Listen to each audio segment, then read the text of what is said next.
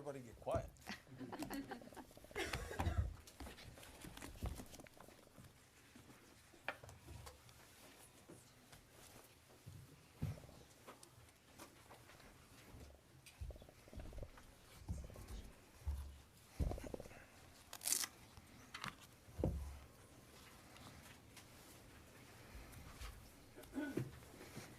Hey, before we get started, did everybody have an opportunity to get the budget packet?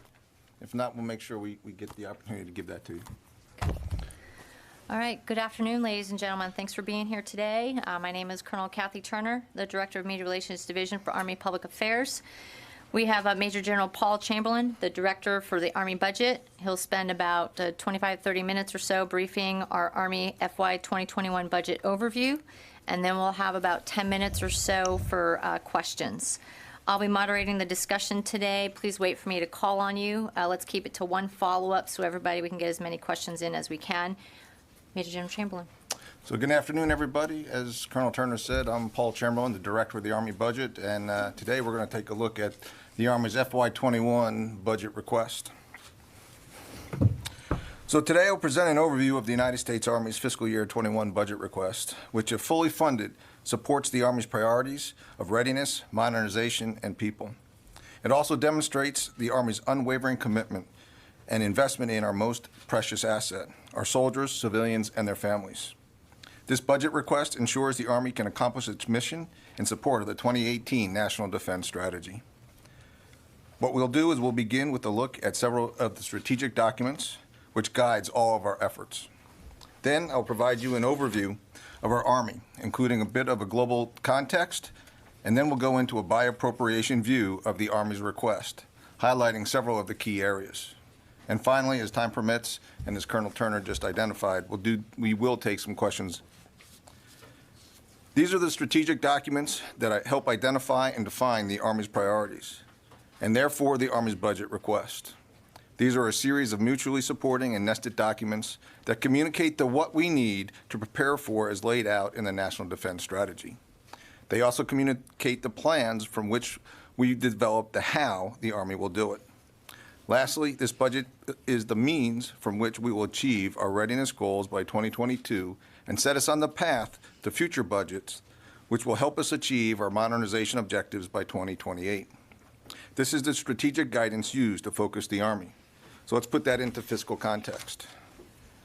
The Army significantly increased tactical readiness, beginning with the receipt of $20 billion of additional appropriations in fiscal year 17. While continuing to build readiness from fiscal year 18 to fiscal year 20, we simultaneously transformed our acquisition enterprise to more quickly develop and field capabilities needed to prevail in great power competition and conflict. This year's budget request enables us to reach our 2022 tactical readiness goal of 2/3 of our brigade combat teams at the highest levels of readiness, while also enhancing our strategic readiness. At the same time, we are increasing our investment in our 6 modernization priorities to strengthen our competitive advantage and fulfill our missions of the NDS, with capabilities that support joint all-domain and large-scale combat operations. This is all done within a flat Army budget top line, as a result of and focused on self-examination known as deep dives that enabled the Army to realign $2.4 billion of reform funding into the FY 21 budget request and $9 billion across the Future Years Defense Program, or also known as the FYDP. Finally, Army senior leaders are committed to modernizing not just equipment, but the entire Army enterprise, ensuring the Army has the best talent management system and quality of life for our soldiers, civilians, and families. Your Army, America's Army, is ready. It's the world's finest fighting force. It's the best trained, best equipped, and best led Army to take the field. The Army currently supports nearly 60% of the combatant command mission requirements. However, we must continue to prepare for and be capable of competing and winning against strategic competitors in the Indo-Pacific and European theaters, while simultaneously meeting other known and emerging worldwide requirements. Proof that the Army is ready and able to conduct operations around the globe at a moment's notice is a recent no-notice 1st Brigade 82nd Airborne Division's deployment to the Middle East in response to threats against our interests there.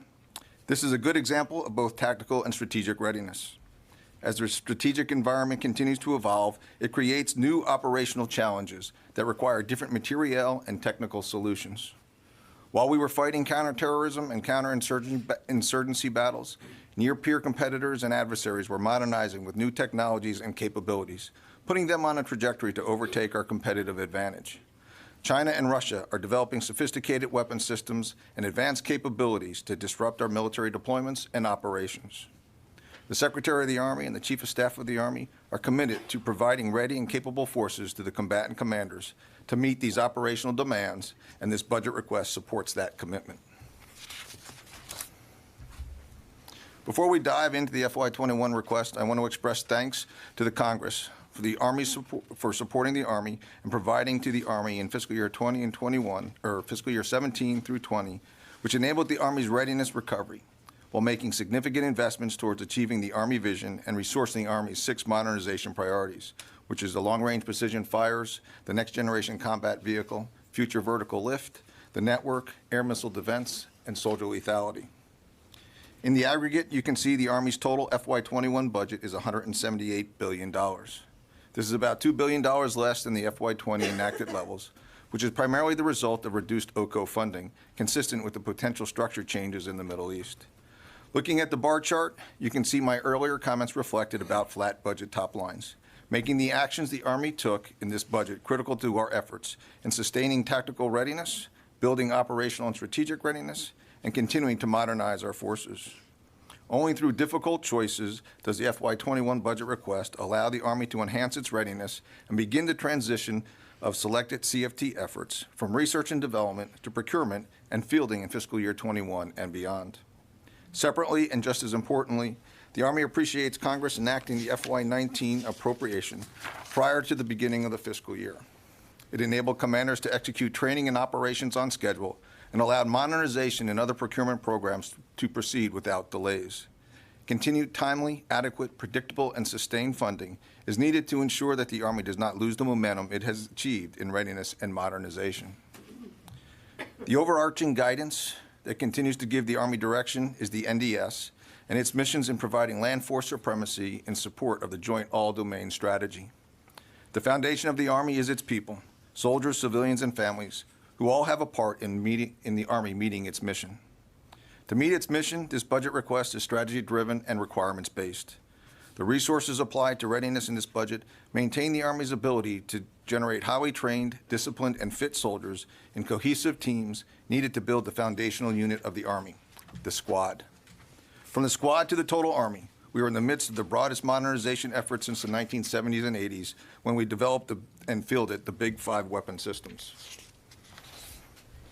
The FY21 funding request supports today's modernization priorities, enabling the Army to meet challenges of tomorrow's battlefield and directly aligns with how the Army fights as a member of the Joint All-Domain Team. FY21 marks a pivotal year for the Army modernization as we mature our processes and establish momentum across all 6 modernization priorities. The Army will also continue its reform efforts, creating efficiencies and realigning money and manpower to higher priorities. It is through reform efforts that the Army is funding our ambitious modernization strategy within a flat top line. The FY21 budget also invests in infrastructure upgrades that increase the capacity of our organic industrial base, improves the conditions of on-post housing and soldier barracks, and modernizes training facilities. So now we'll take a closer look at the budget. The Army's base budget request is $153.1 billion, an increase of $3.8 billion over the FY20 enacted base appropriation. This funding total reflects the combined resources for all 3 components. Our military pay accounts grew $2.8 billion. These funds directly improve total Army readiness by allowing the Army to attract the talent it needs for today's sophisticated force. These funds also pay reserve component soldiers on active duty needed to support operational missions. The military pay accounts also provide recruiting and retention bonuses to maintain the all-volunteer force. The operations and maintenance funding grew $1.9 billion over FY20 enacted levels. These funds support Army force structure readiness objectives, increases funding for dynamic force employment, resources 24 combat training center rotations, and increases the duration of one-station unit training for armor and cavalry scouts. Despite the fact that the procurement and RDT&E funding is fairly flat, The Army is increasing investment in the efforts of the cross-functional teams and Rapid Capability and Critical Technologies Office by about 27% over the FY20 budget. This allocation of resources reflects the Army leaders' difficult decisions to reduce investment in legacy systems to adequately fund programs essential to supporting the National Defense Strategy. The military construction budget of $1.1 billion supports a total of 31 projects across the total Army. The request also includes $119 million for Army family housing construction projects. Overall, Army family housing operations account decreased by about $40 million because of reduced inventory and recent lower utility usage and leasing activities.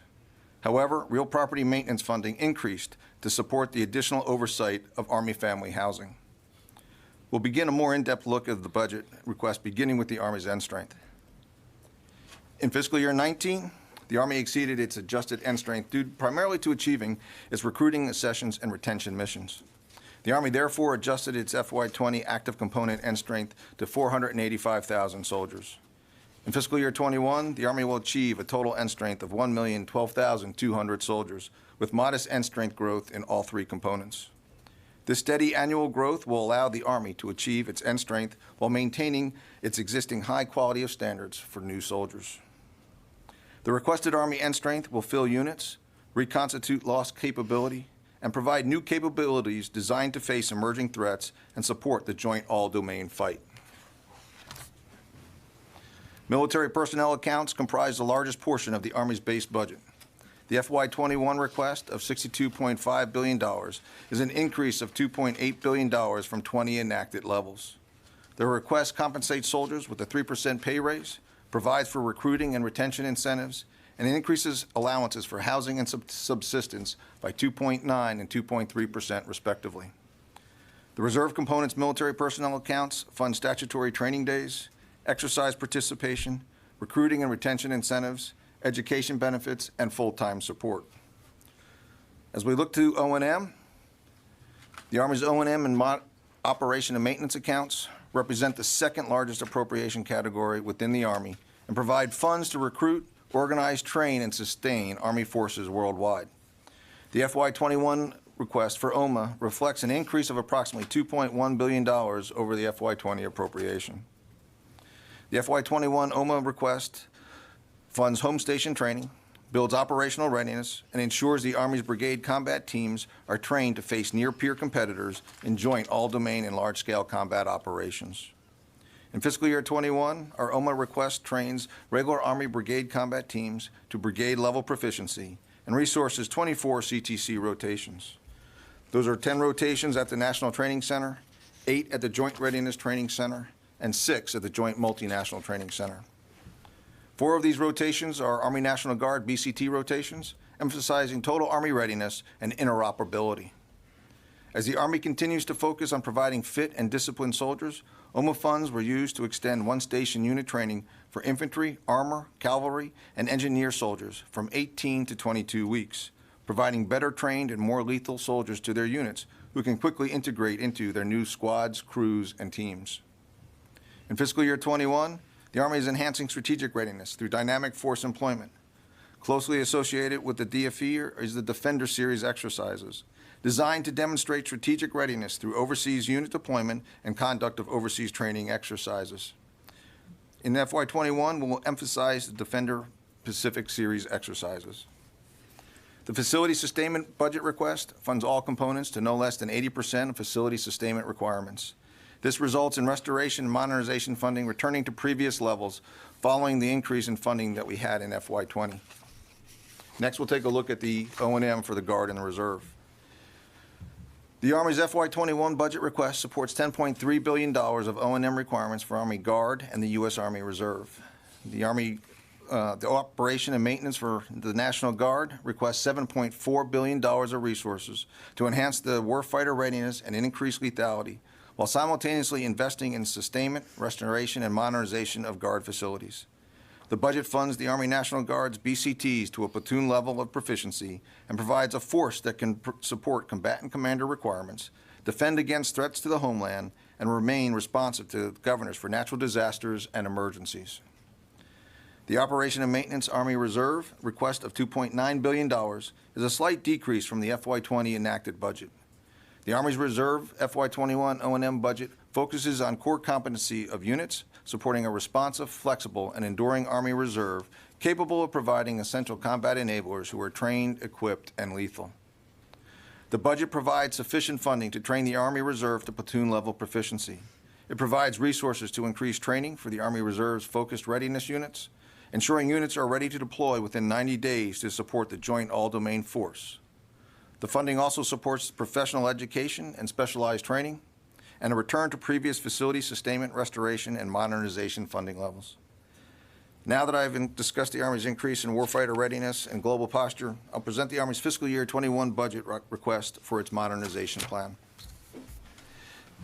The Army Modernization Strategy introduced the Army's 6 modernization priorities to make soldiers and units more lethal in order to deploy, fight, and win our nation's wars.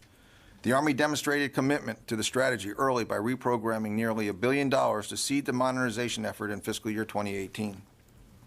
Then, in 2019, the Army expanded its modernization effort and realigned nearly $24 billion across the FYDP into the 6 priorities, focusing the funding on 31 signature efforts managed by the 8 cross-functional teams. In fiscal year 20, the Army realigned $30 billion across the FYDP into the modernization priorities and identified 3 other critical efforts, known as the +3 in the 31+3 construct, with special management by the Rapid Capabilities and Critical Technologies Office. These are the 3 efforts: long-range hypersonic weapons, directed energy mobile short-range air defense, and indirect fire capability. Fiscal year 21 marks a pivotal year for the Army modernization as we have matured our processes and established momentum across modernization priorities, driving materiel development for the multi-all-domain force. In this budget request, the Army realigned $3+ billion this year and $9 billion across the FYDP for modernization. This is the result of the cumulative effect of 3 years of difficult choices and a flat budget top line, leaving a smaller opportunity to realign funds to the modernization priorities.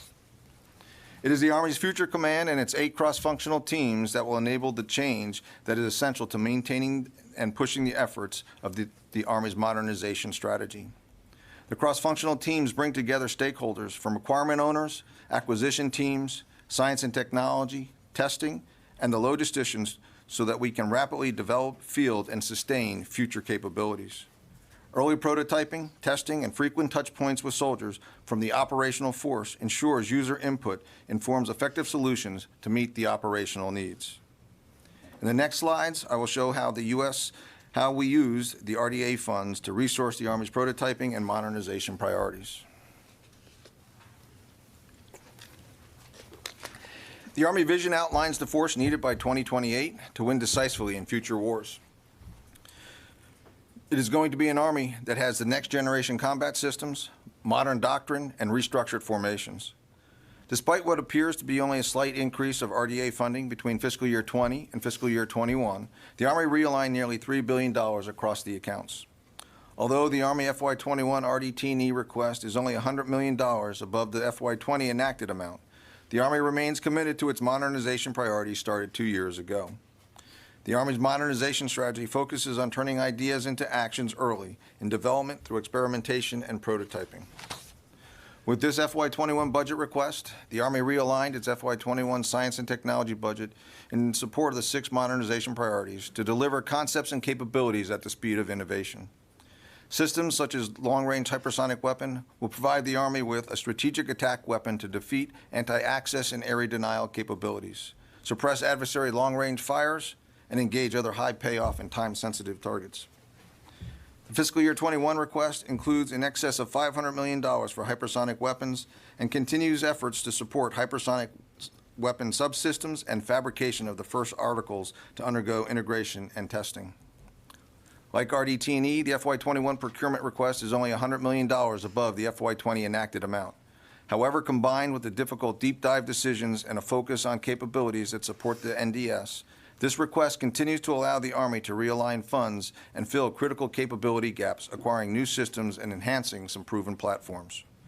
In the FY21 request, the Stryker upgrade program increases survivability and lethality of 154 Stryker vehicles through conversions from flat bottom hull to double V hull and upgrades to a 30mm gun.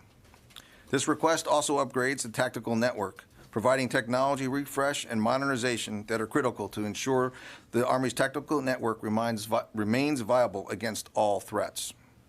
Over the next 3 slides, I'll highlight how the budget request supports Army requirements and priorities in RDT&E and procurement. The Army's $12.6 billion RDT&E request accelerates incremental upgrades to existing systems, delivering greater capabilities to our soldiers sooner and advances in cutting-edge technologies necessary to deter and prevail as we compete short of conflict and to fight and win if deterrence fails. The Army's science and technology portfolio is a crucial part of the Army's modernization strategy. Nearly 80% of the Army's S&T budget is aligned to the 6 modernization priorities. The funding is focused on maturing technology, reducing program risk, developing demonstrations and prototypes to better define affordable and achievable requirements, and conducting experimentation with soldiers to refine new operational concepts. The Army's S&T investment strategy seeks a balanced portfolio to modernization priorities while maintaining exploratory research to ensure technological advantage and lays the groundwork for revolutionary change. As these S&T modernization priority efforts mature, they will provide technology options to the cross-functional teams and traditional programs of record for either rapid prototyping or further advanced development. Some significant examples of advanced development areas are low Earth orbit satellite, which will provide the Army access to assured position, navigation, and timing information under conditions where the global positioning system may be limited or denied. Software and digital technology, which is DoD's pilot program to streamline software development and acquisition. It'll consolidate funds for the full iterative life cycle of the Army's operational software. Other significant advanced development efforts include ground combat vehicles, future attack and reconnaissance aircraft, lower-tier air missile defense, mobile protective firepower, and indirect fire capabilities.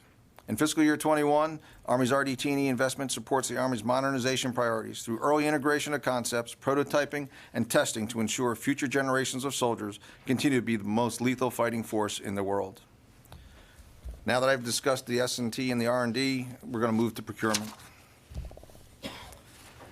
As the 31+3 signature efforts mature, funding will shift from RDT&E into procurement. In the interim, procurement funds are aligned to provide the greatest return on investments. This allows the Army to retain capabilities to support the combatant commands now as we begin fielding the next generation capabilities to ensure continued overmatch by 2028. The Army's FY21 request of $21.7 billion for procurement is about $100 million more than our FY20 enacted funding. The FY21 increase and realignment for other procurement Army represents Army decisions to focus investments, which I'll highlight for you in aviation, ground maneuver, air and missile defense, conventional munitions, the network, and soldier lethality. The fiscal year 21 Army aviation request funds 36 Black Hawk M model helicopters, 23 of which will replace Alpha model Black Hawks in the Army National Guard, and it converts 23 Black Hawk L models to Victor models for the Army National Guard as well. As part of the FY21 Army Combat Vehicle Modernization Strategy, the Army procures 73 armored multi-purpose vehicles, as well as funds the incremental modernization of Paladin, Stryker, Abrams, and Bradley systems to increase survivability and lethality. The FY21 Air and Missile Defense Munitions Portfolio provides critical munitions to counter advanced adversaries such as China and Russia, which threaten our overmatch. Additionally, it will replenish wartime stocks and preferred and advanced munitions to increase lethality. The FY21 request includes procurement of rockets, missiles, launchers, and M-SHORAD systems for the second of 3 M-SHORAD-equipped battalions. The FY21 ammunition procurement funding supports continued modernization improvements in small caliber ammunition manufacturing at Lake City Army Ammunition Plant, to include producing the 3 new types of the next generation squad weapons.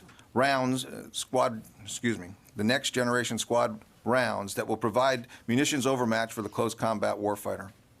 Modernization of the Army network technologies is necessary to improve sensor-to-shooter response times and enhance command and control of forces distributed across vast distances and contested environments.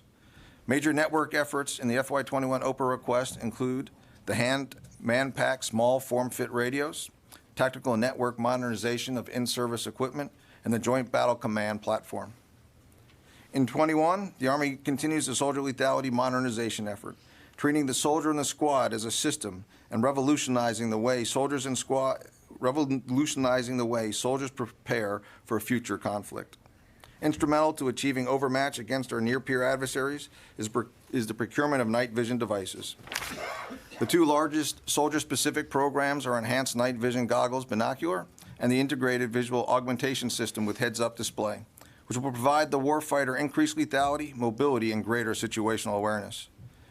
The ENVG Bravos is the first networked night vision system that provides three-dimensional situational awareness by bringing the battlefield imagery and data directly to the soldier's eye. It also provides additional depth perception and awareness beyond the capabilities of near-peer threats facing the United States military. The IVAS system features advanced eyewear that places images in a soldier's heads-up display. The heads-up display is the hardware and base system of IVAS, and when combined with the synthetic training environment squad capability, IVAS enables the close combat forces to be able to train, rehearse, and fight using the same system. This chart here lists selected programs and their requested quantities. I'll give you a moment to take a look at that.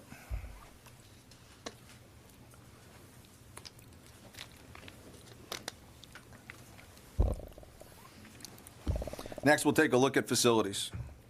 The Army's infrastructure is a critical aspect of Army readiness. It's important that we have first-rate facilities where soldiers and civilians work, train, and live. One of the senior leaders' priorities for the Army is to provide resilient installations that meet the needs of our people and support the strategic readiness and power projection platforms. The Army's FY21 military construction budget request invests in mission readiness. It recapitalizes facilities and builds new facilities to meet mission demands. The Army will fund 31 projects totaling $1.1 billion across all three components. Construction projects are in 23 states, along with Puerto Rico and the U.S. Virgin Islands. The total Army Family Housing Program is $486 million and supports the day-to-day operation and maintenance of existing units worldwide. There are also two construction projects, one in Vicenza, Italy, and one in Kwajalein Atoll. The Army's BRAC funding request supports environmental cleanup, restoration and conveyance of excess properties at locations designated under previous BRAC rounds. The Army's fiscal year 21 budget request includes other base requirements that are funded outside of our main appropriations. This year's request includes $71 million for Arlington National Cemetery to fund day-to-day operations of the final resting place for our warriors. The Army is also requesting $889 million for the chemical demilitarization program. This is the funding that supports continued chemical agent destruction operations at the Pueblo, Colorado, and Bluegrass, Kentucky plants, as well as the Chemical Stockpile Emergency Preparedness Project that supports both sites and their surrounding communities. The last account I'll talk about is the OCO funding. The Army has managed large overseas contingency operation budgets since 2001. The funding required for these operations changes from year to year due to the unpredictable nature of the global environment. The Army is requesting $24.9 billion for OCO in fiscal year 21. The 21 OCO request supports Operation Freedom Sentinel, Operation Inherent Resolve, and it also supports the European Deterrence Initiative and other Army counterterrorism operations around the globe. Nearly $3 billion of the OCO request is for military personnel pay, primarily to fund man-days for mobilized reserve and guard component soldiers. The $14.5 billion of O&M funding request supports theater operations. It supports the mobilization, transportation, force protection, base operations, combat and advisory operations, and equipment reset. The procurement accounts provide funding for replacement of battle losses, ammunition consumption, and pre-position stocks in theater. The Army also manages funding in the Afghan Security Forces Fund and the Counter-ISIS Train and Equip Fund. These are pass-through accounts and comprise nearly $4.9 billion in military support of partner nations in combating terrorism. And although they are called pass-through accounts, they are still managed in accordance with DoD financial management regulations. Now let's take a look at what has enabled the Army to make the adjustments to our funding over the last 3 years.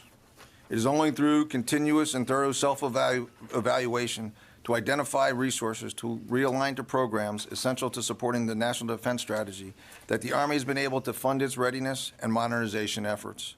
Fiscal year 21 is the second year Army senior leaders conducted night court deep dives to identify manpower, money, and time to reallocate to its readiness and modernization priorities. It was through this critical and laser-focused analysis of the equipping portfolio, using the lens of the deep dives, that resulted in eliminating 41 programs and reducing or delaying 39 programs not essential to supporting the NDS or the current fight, which freed up funding for modernization. Additionally, other efforts such as converting training from on-site to distant learning and the associated travel savings, consolidating contracts to reduce overhead costs, reviewing life cycle replacement of IT equipment, and improving our resource modeling are a few examples of other reforms undertaken by the Army. It is Army reform efforts that enable the Army to identify funds to realign against readiness requirements and support our aggressive modernization goals within flat top lines. As I conclude this brief, I want to emphasize the National Defense Strategy informs the Army's FY21 budget request and prepares the Army to support joint all-domain and large-scale combat operations. We remain ready to provide prompt and sustained land forces to win decisively against any adversary and defend our national interests while investing in our future. While the FY21 budget declined slightly from past years, the Army continues to provide the joint force with soldiers ready to meet the challenges of today's battlefield and the requirements of the combatant commanders. The Army continues its modernization effort to support the nation in this period of great power competition. The total Army will need to acquire, develop, and employ and retain the diversity of soldiers and civilian talent needed to achieve total Army readiness by recognizing and capitalizing on the unique skills and knowledge and behaviors possessed by every member of the Army's team. Army senior leaders also recognize our soldiers, civilians, and their families should have the best quality of life possible, commensurate with their service, so that the Army is implementing policy changes and process improvements for soldier and family quality of life, which are aligned to the Chief of Staff's 5 people priorities. These people priority efforts are foundational to the Army's overall readiness and our ability to support combatant commanders' requirements around the world. Our people are our greatest strength, our most important weapon system. Our people will deliver on our readiness and our modernization and our reform efforts and our goals. The Army stands ready to deploy, fight, and win our nation's battles. Army strong, people first, winning matters. Thank you. All right, so we got a couple minutes. We'll get right to some questions. Matt? Hi, I just wanted to clarify one point about the night court savings. You mentioned kind of earlier in the discussion that it was $9 billion of the FIDIP, but one of those last slides there in the documents we have says $13.5 billion. So just wanted to double check that. And then you mentioned the 2 categories of programs, 41 program cuts, 39 reduced or delayed. Can you point to some specific programs within each of those 2 categories? Yeah, so it's $9 billion over the FIDIP, and that's the difference between 20 and 21. And of course, we're talking about a different timeline. So it's 20, 24, 21, 25. So that's the $9 billion I was talking about. And the second part was what programs? Yeah, within each of those 2 categories, the cuts. So I'll just give you a couple examples. A couple examples of the programs that were eliminated. Advanced Precision Kill System, the High Mobility Eliminator, or High Mobility Engineer Excavator, and Tactical Electrical Power. This was RDT&E for the Tactical Electrical Power. A couple for the reduction. We had a reduction of JLTV, ATACM SLEP, and some mortars. Sydney? Hi. There are figures in the slides for each of the big 6 categories, which are actually 8 categories, but I don't see a figure anywhere for the +3, the hypersonic stretch energy and the low Earth orbit. Right. What are the figures for those 3 things in this budget, and are they part of your $9 billion, or are they addition to the $9 billion that was moved? They're included in the $9 billion. I alluded to the hypersonics, and the hypersonics is over $500 million for the hypersonics. Your question regarding the other 2, the low Earth orbit, I'll have to confirm the number, but I think that is $80 million or thereabouts. And directed energy, I think was the third one. I'll have to get that number back to you. I will beg for those. Okay. All right, Ashley. A clarification and then a question. A clarification on JLTV. Has the Army's recommending even deeper cuts over the ones proposed last year over the FIDIP? So they are reductions. They're not cuts. They're just reductions because we're extending the production life for the JLTV. So it has been extended, I think it's 3 years. Right now it's out past 2040. Okay, and then also the documents do not address OMFV, and I know since probably the budget was completed, there has been some changes to the program. How is the Army looking at that? What is the budget plan? What does the Army need? And do you need to go to Congress to sort of amend this budget? So the OMFV is just been put on hold. It has not been canceled. Here recently, we identified the fact that the requirements as we expected them probably could not be achieved with the current technology that is out there. So we're going to take a breath and go ahead, regroup, figure out what is possible. We'll work with industry to determine that, and then we'll go ahead and put out a new request for proposal. Okay. Jen? Hi, Jen Judson with Defense News. Just to follow up on that, does that have any effect on Bradley upgrade plans? I know that those were scaled back to sort of accommodate OMFV, and since the OMFV timeline is up in the air, were there any changes to the Bradley upgrade plans? So there was a little bit of a reduction in their Bradley upgrade plans, but we're still continuing to upgrade Bradleys so that we have the most updated Bradleys combined with the Abrams to ensure that we have completely updated brigade combat teams with both vehicles. Okay, and on the Chinook Block 2, I know that, obviously you scaled that back and cut the plan to procure those for the active force last year, and Congress had a little bit of pushback on that. Can you talk about any changes in FY21 in terms of funding the active force for Block 2 in this budget? It wasn't clear in the budget documents. So we will continue with the Block 2 RDT&E and the development of that for our Special Operations Forces, but we will maintain approximately 7 aircraft a year in CH-47s for the conventional forces. Okay, so last question to Haley. Thank you. In OCO, the Counter-ISIS Train and Equip Fund looked like it was cut by about $350 million. Could you talk a little bit about that and what that will look like? That is all really contingent or mission and contingency based in theater, and as that continues to evolve and change, the reduction is really based upon what is going on in the ground there. So that could change again, but right now, with what we know, that reduction is sufficient, or that funding is sufficient to meet the requirements. And just to follow, or clarification on the military construction funds, I believe a pretty sizable amount of the money that was cut came from the replacing aging facilities.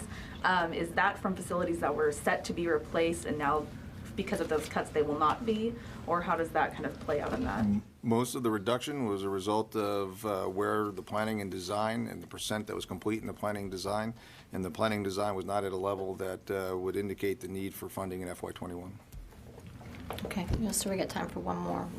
Can you try the Chinook thing again? The Army is not going to go back on its plans from last year, right? We are not going back on the plans from last year, that is correct. Congress funded $28 million advanced procurement to keep the line going. So you're saying the Army is going to stick to its plan and try again? Well, we're sticking to the development of the Block 2 aircraft, absolutely, for the Special Operation Forces, and we're going to continue on with 7 aircraft a year for the next several years. But you're going to truncate the conventional. I'm You're sorry? going to continue to try to get the Congress to buy into the truncation of the conventional version of the F model. Well, we're going to stick with what our plan is, and that's the 7, and then the Block 2, which is the development of the Block 2 for the Special Operations Forces. Okay, that's a yes then, thanks. Okay, all right, so I got 59 after. I think we're supposed to cut it at. Okay, go Tom, quick. Just a real quick question. So what's the percentage increase for the tractor bear and the related tractor programs, and which of the 6 areas are they going to be supporting the most? We'll have to get you the answers to that. I don't have the specifics on the tractor programs. Okay. Okay, so Tom will follow up with you on the tractor programs. Okay. All right, ladies and gentlemen, we got to cut this, but we do have our media roundtable tomorrow at 11 o'clock where we can get more specificity on the questions you have with our budget proposal here. If you haven't RSVP'd already, please get with my office. Kathy Van Raal is taking everybody's RSVPs, and that's tomorrow at 11. Thank you, everybody, for your time. We really do appreciate it. Thank you. Thank you.